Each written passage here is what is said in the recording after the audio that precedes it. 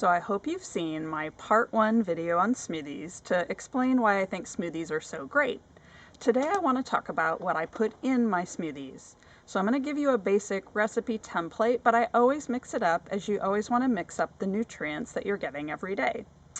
I basically start with some liquid, protein, vegetables, fruits, starches, maybe a sweetener, and then I have some bonus additions. So first I start with liquid. I typically start with a alternative milk, whether it's almond milk, cashew milk, soy milk, rice milk, coconut milk, mix it up. And I also like to add a liquid like tea, like a green tea or herbal tea to maximize the antioxidants.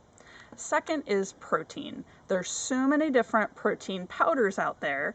My top favorites would be nutraceutical companies that make really high protein vitamin mineral supplement powders.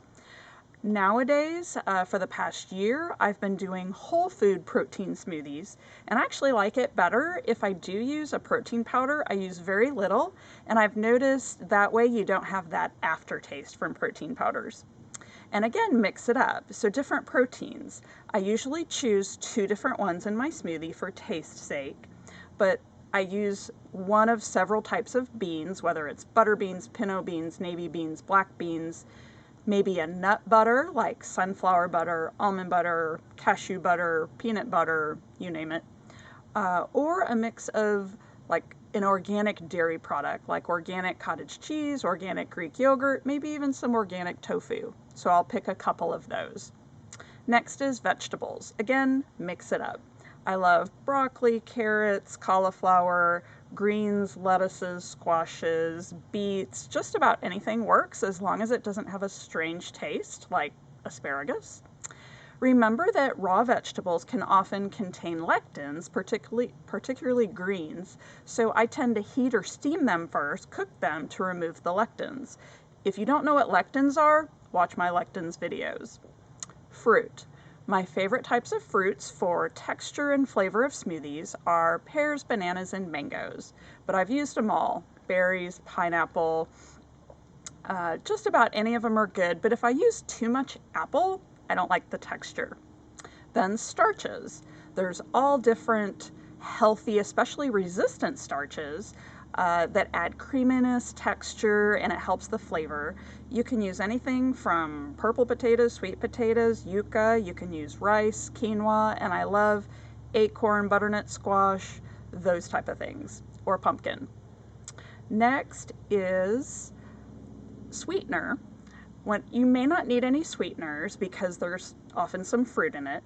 I might add a little packet of stevia or monk fruit. You could add a little honey. And then that leads me into my bonus additions because I might throw in some fig or date and that makes it nice and sweet.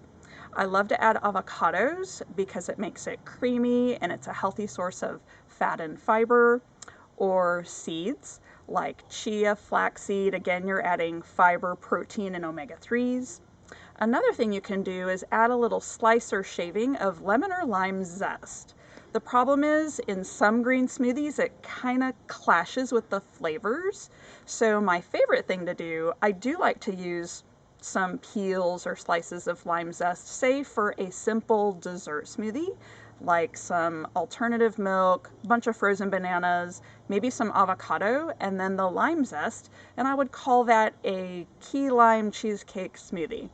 So, mix it up, vary your nutrition, experiment, be creative, and show and share any smoothie secrets with me.